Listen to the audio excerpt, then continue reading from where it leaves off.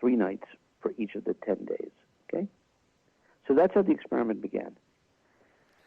So now the question is, of course, what happened in the experiment? And I'll summarize for you and your listeners the basic finding, and then we'll go through sample days so the listeners can understand how it was that I came to the conclusion that this experiment was more than just about seeing the future. First of all, he was accurate for 10 out of 10 days. Every day he got detailed information that fit the specific sites.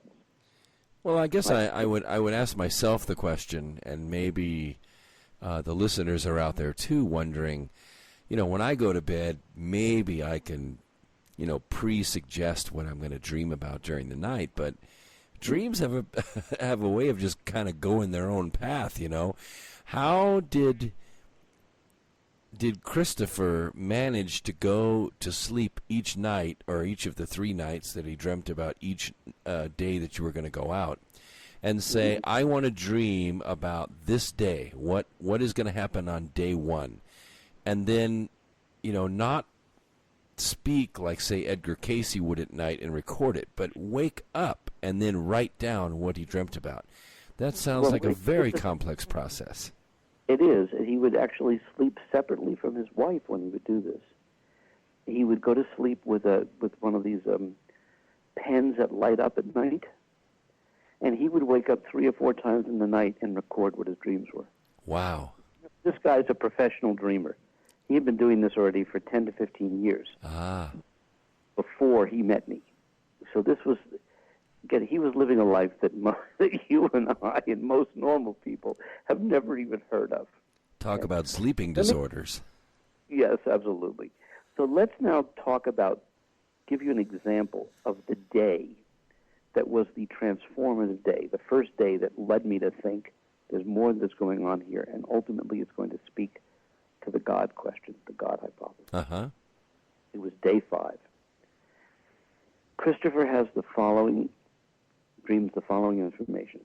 He says that he's seeing a border. It looks like a border crossing. He says there are policemen holding up traffic. He says he sees a water tower. It's a tower holding water. He says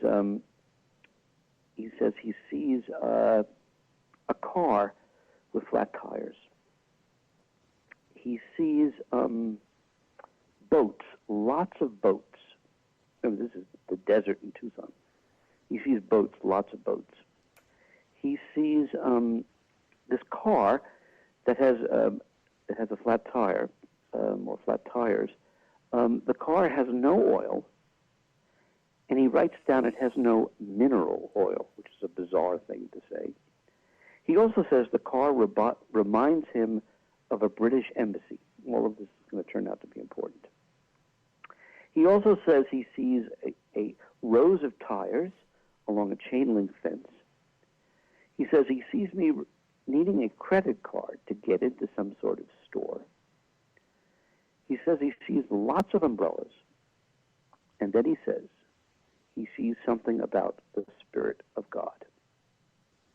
Now, when I heard that crazy list of items, and I'm trying to imagine which of the 16 possible sites were left that it could have been, the only one I could imagine that would conceivably fit all of those was the Mexican border town called Nogales. The reason is there's policemen. It's like a border. You have to, stop to get through. There are cars with flat tires. People tow boats to go to the ocean, which is a few hours south. They have umbrellas there, I presume. I didn't know what it had to do with the Spirit of God or me requiring a credit card, but at least a lot of the things potentially fit. Okay. Well, we get all this information down. I then call my writing partner in California. He then contacts the third person who had the envelopes. The person opens the envelope. He then calls me back, and he said, Gary, you're going to the gem and mineral store in South Tucson. Oh, no. And my response was, I said, great, because I thought he was wrong. I actually thought Christopher had gotten the information wrong, because at this point, he had already been accurate on 4 of the previous days, and I couldn't believe it. So him being wrong was actually, for me, a positive sign. But nonetheless, of course, I didn't tell him that I thought he was wrong, and we got our stuff and we started traveling. And I drove to I'd only been to this gem and mineral store a few times before, but I had really liked it. And I drove the route that I normally would drive to the store. And we're about a mile from the store, and Christopher says to me, he says, Gary, he says, are we near the border? And I said, no, Christopher. I said, the Mexican border is at least 40 miles from here. He said, Gary, my dream was very clear. There's a policeman, and there's something to do with the border holding up traffic. I said, I'm sorry, Christopher. We're not near the border. Well, maybe 2 or 3 minutes later, he says, look, Gary, there's policemen holding up traffic on the side street. Let's turn down there. Now, by the way, how often are policemen holding up traffic? Pretty regularly, yeah. That was an easy guess. That's not going to count for much of anything. But nonetheless, we pull down the side street, and there are policemen holding up traffic. The reason that policemen are holding up traffic is because there is construction going on.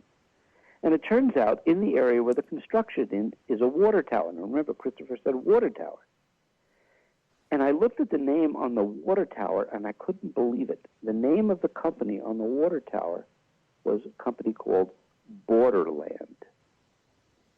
Now, when I saw Borderland, I said, water tower, border, policemen holding up traffic.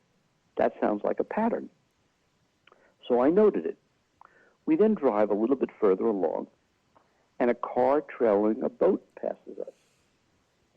I then notice on the right-hand side of the road is a boat storage yard. Now, you have to remember, this is Tucson. There's not a lot of boats in Tucson. But there's this boat storage yard. We then make a right turn to go toward finally to the last street, which is with the gem and mineral store, and there is a rack, 2 racks, each holding 4 canoes, which again are more boats. I said, gee, that's a lot of boats. Well, we finally get to the gem and mineral store. And of course, he never said gem and mineral store. And sitting in front of the gem and mineral store is a car with 4 flat tires. Now, when Christopher saw this, he went sort of crazy. Because he said, Gary, he said, this was just like in my dream. He said, I could walk right up and touch the tires. So, of course, I took photographs of the tires. I went inside, by the way, to ask the people, how long has this car been sitting in front of their store? He said, oh, about 20 years. The car had no oil in it. He said there was no oil in the car. And, of course, it had no mineral oil sitting in front of a gem and mineral store. Gosh. And the brand of the car was a Rambler Ambassador. Oh, and come remember, on. About the British Embassy. So at this point, I'm really scratching my head. However, I didn't need a credit card to get into the store. There were no tires along a chain-linked fence.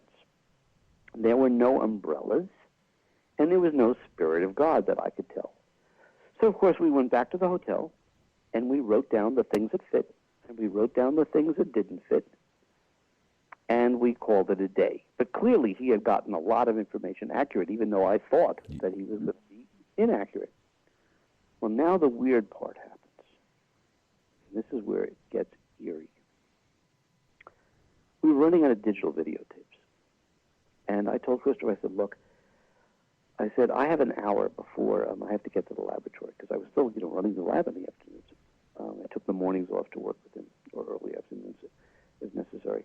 I said, how about if we stop at a store that I know where they'll have a lot of them and they'll be relatively expensive? He said, fine. So I took him to Costco. Now, it turns out at Costco, in order to get into Costco, you have to show your credit card.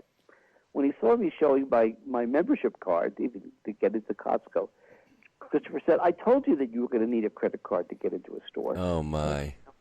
Now, I discounted that initially because I thought, well, gee, he planted the suggestion, and then I went to the store, so I was not going to count that piece of information. Well, we look at me, shop for the videotapes, and then he says, Gary, he says, I'm hungry. I said, you're hungry? He says, yes. I said, well, Christopher, I said,